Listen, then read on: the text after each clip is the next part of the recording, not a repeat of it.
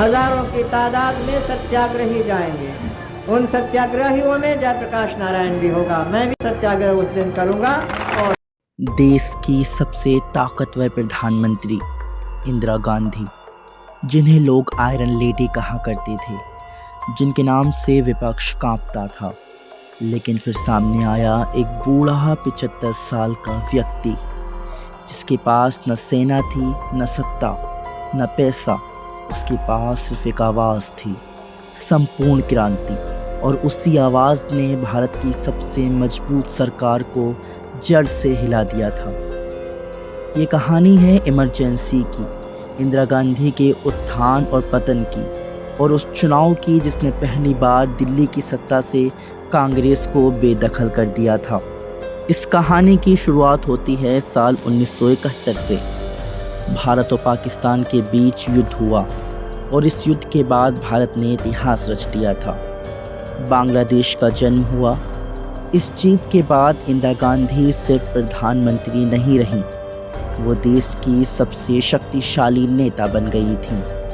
उस समय विपक्ष कमज़ोर था, कांग्रेस हर जगह चुनाव जीत रही थी और लोगों के बीच एक ही नारा चलता था, इंदिरा इज़ इंडिया।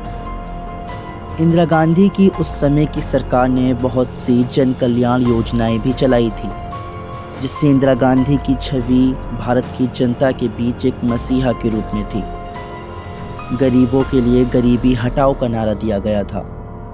बैंकों का राष्ट्रीयकरण, 1974 में पोखरण परमाणु परीक्षण, इन सब योजनाओं ने इंदिरा गांधी की छवि को और मजबूत बना दिया था। लेकिन धीरे धीरे ये छवि बदलने लगी और इसके पीछे थे उस समय के तत्कालीन हालात। ये वे दौर था जब 1971 के युद्ध और 1973 के तेल संकट के बाद देश में महंगाई बढ़ने लगी थी, बेरोजगारी बढ़ रही थी और राजनीतिक व्यवस्थाओं, सरकारी दफ्तरों में भ्रष्टाचार के आरोप लग रहे थे। और फिर गुजरात और बिहार से शुरू हुआ छात्र आंदोलन। छात्रों ने भ्रष्टाचार और महंगाई के खिलाफ प्रदर्शन करना शुरू कर दिए थे। धीरे धीरे यह आंदोलन जन आंदोलन बन गया। राज्य सरकार को इस्तीफा देना पड़ा। अब बिहार में भी छात्र आंदोलन शुरू होने लगे। यहाँ पर छात्रों ने शिक्षा व्यवस्था, बेरोजगारी और भ्रष्टाचार के खिलाफ आवाज़ बुलंद की। और तभी राजनीति से दूर हो चुके एक 75 साल के नेता को बुलाया गया, जयप्रकाश नारायण। लोग उन्हें जेपी और लोकनायक कहा करते थे। जेपी स्वतंत्रता आंदोलन का हिस्सा रह चुके थे। उन्होंने सत्ता का रास्ता नहीं चुना, बल्कि सामाजिक आंदोलन का रास्ता चुना। जेपी ने कहा कि समस्या सिर्फ सरकार की नहीं है, समस्या पूरी व्यवस्था की है। यहीं से सामने आया नारा, संपूर्ण क्रांति। इसका मतलब सिर्फ राजनीतिक बदलाव नहीं था, बल्कि जेपी सामाजिक, आर्थिक, शैक्षिक और प्रशासनिक बदलाव की बात कर रहे थे। उनकी रैलियों में हजारों युवा आने लगे। धीरे धीरे विपक्षी पार्टियां भी इस आंदोलन के करीब आने लगी थीं। उस समय कांग्रेस के खिलाफ कई पार्टियां थीं, भारतीय लोकदल, कांग्रेस ओ, भारतीय जनसंघ, सोशलिस्ट पार्टियां और कुछ क्षेत्रीय राजनीतिक दल। वहीं दूसरी तरफ communist party of India CPI उस समय कई मुद्दों पर इंदिरा गांधी के साथ खड़ी दिखाई दी, जबकि उसकी साथ ही communist party of India marxist CPM का रुख उससे अलग था। वो कांग्रेस के इन विचारों का विरोध कर रही थी। इमरजेंसी की सबसे बड़ी वजह 12 जून 1975 इलाहाबाद हाई कोर्ट ने एक ऐतिहासिक फैसला सुनाया। अदालत ने उत्तर प्रदेश में रायबरेली चुनाव में सरकारी मशीनरी के इस्तेमाल को लेकर तत्कालीन प्रधानमंत्री इंदिरा गांधी के चुनाव को अवैध घोषित कर दिया। इस फैसले के बाद विपक्ष ने उनसे इस्तीफे की मांग की। देश में राजनीतिक तनाव और बढ़ गया। जेपी ने दिल्ली के रामलीला मैदान में बड़ी रैली की। उन्होंने लोगों से शांतिपूर्ण लोकतांत्रिक आंदोलन जारी रखने की अपील भी की थी। हजारों की तादाद में सत्याग्रही जाएंगे।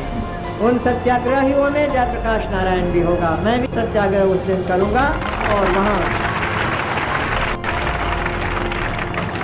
चाहे मेरी गिरफ्तारी हो चाहे जो भी हो, अब न्याय होगा।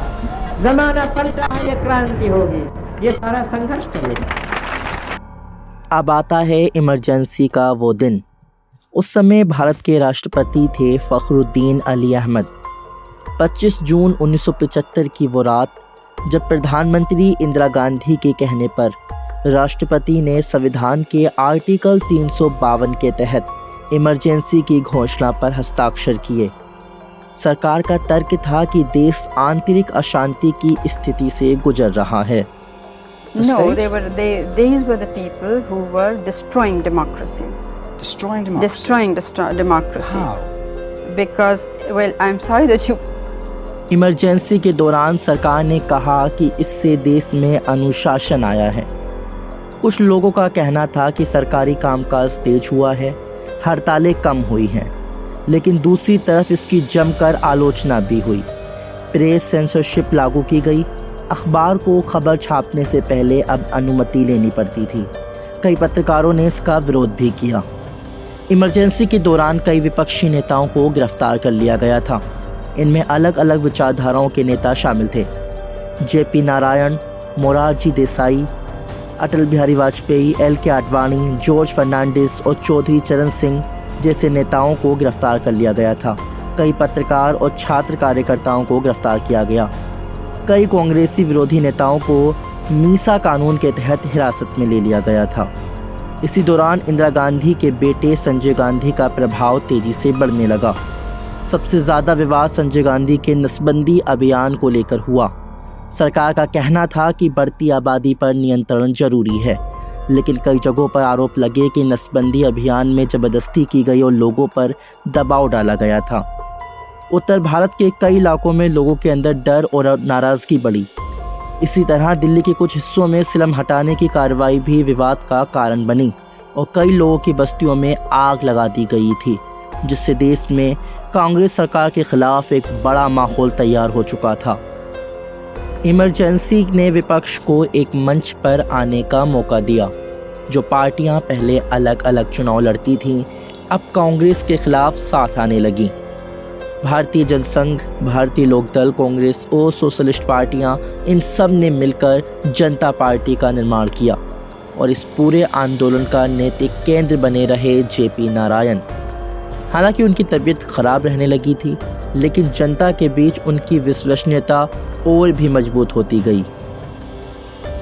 1977 में चुनाव से ठीक पहले एक बड़ा राजनीतिक झटका लगा। कांग्रेस के बड़े नेता बाबू जगजीवन राम ने पार्टी छोड़ दी। उन्होंने कांग्रेस फॉर डेमोक्रेसी पार्टी बनाई और बाद में जनता पार्टी के साथ आ गए। इससे विपक्ष को और भी ताकत मिली। आखिरकार जनवरी 1977, 21 महीने के बाद इमरजेंसी को हटाने और चुनाव कराने की घोषणा की गई। कई लोगों को उम्मीद नहीं थी कि चुनाव इतनी जल्दी होंगे। अब जनता के सामने फैसला था, एक तरफ कांग्रेस, दूसरी तरफ एकजुट विपक्ष। चुनाव अभियान शुरू हुआ। उत्तर भारत में इमरजेंसी, गिरफ्तारी और नसबंदी बड़ा मुद्दा बने। वहीं कांग्रेस ने स्थिरता और विकास की बात की। मार्च 1977, नतीजे आ गए और भारतीय राजनीति की दिशा ही बदल गई। कांग्रेस को भारी झटका लगा। ये पहली बार था कि जब कांग्रेस पार्टी देश की सत्ता से बेदखल हो गई। उत्तर भारत में जनता पार्टी को बहुत बड़ी जीत मिली। पहली बार केंद्र में गैर कांग्रेसी सरकार बनी। इंदिरा गांधी अपना चुनाव भी हार गईं। मोरारजी देसाई जनता पार्टी से प्रधानमंत्री बने।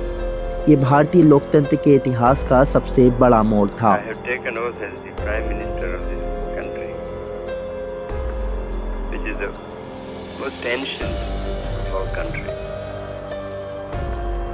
इमरजेंसी का दौर भारतीय लोकतंत्र के इतिहास का सबसे चर्चित अध्यायों में से एक है।